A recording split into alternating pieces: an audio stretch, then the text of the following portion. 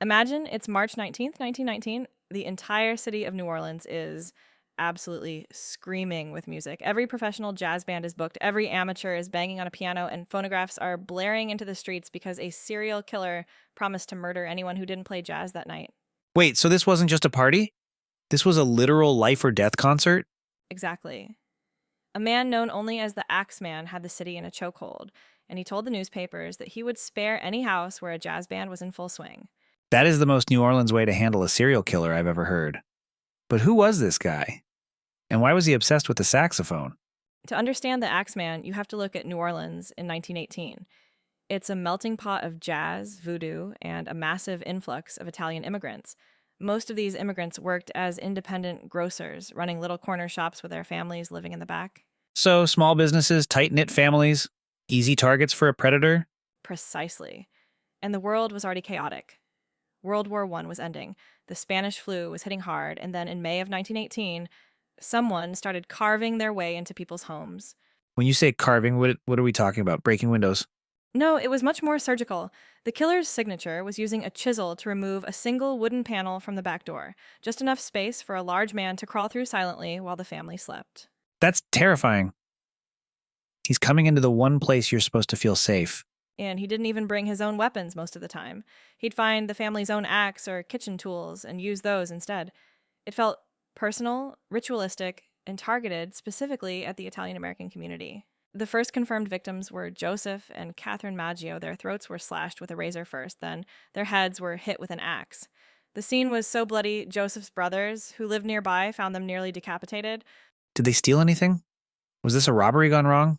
That's the thing. Nothing was ever taken. Money was left on the dresser. Jewelry stayed in the boxes. This wasn't about greed. It was about the act itself. So the police are panicking. Do they have any leads or just a pile of bodies? They were desperate. At one point, they arrested the Cordanos, a father and son, after a victim named Rosie Cordamilia accused them while she was delirious with a skull fracture. They were convicted, but a year later, Rosie recanted, saying she'd been pressured by police to blame them because they were neighbors who had an argument.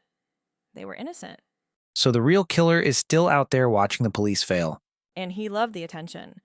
In March 1919, he sent a letter to the Times-Picayune newspaper. He claimed to be a demon from hell and said, and I quote, "I am very fond of jazz music, and I swear by all the devils in the nether regions that every person shall be spared in whose home a jazz band is in full swing." This is where the citywide concert comes in. Did people actually take him seriously? Absolutely. That night, March 19th, New Orleans was the loudest city on earth. And guess what? No one was killed that night. But he wasn't finished, was he?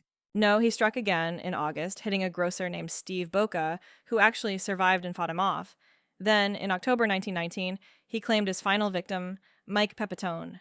Mike's wife, Esther, saw a tall man fleeing the scene but couldn't identify him in the dark. After that, the Axeman just vanished.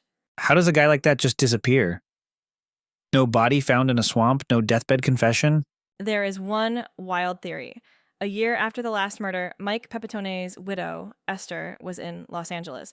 She saw a man on the street named Joseph Mumphrey and shot him dead in broad daylight. She claimed he was the man she saw leaving her husband's room. Did she get away with it? She was acquitted on self-defense grounds, but historians are torn.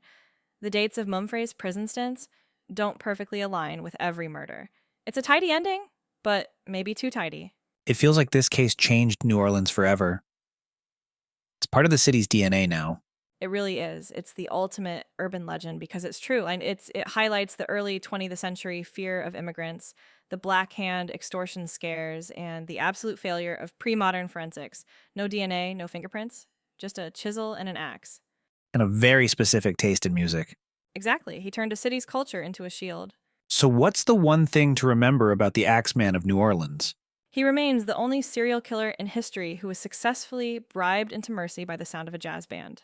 That's Wikipedia. Every story on demand, search your next topic at wikipedia.ai.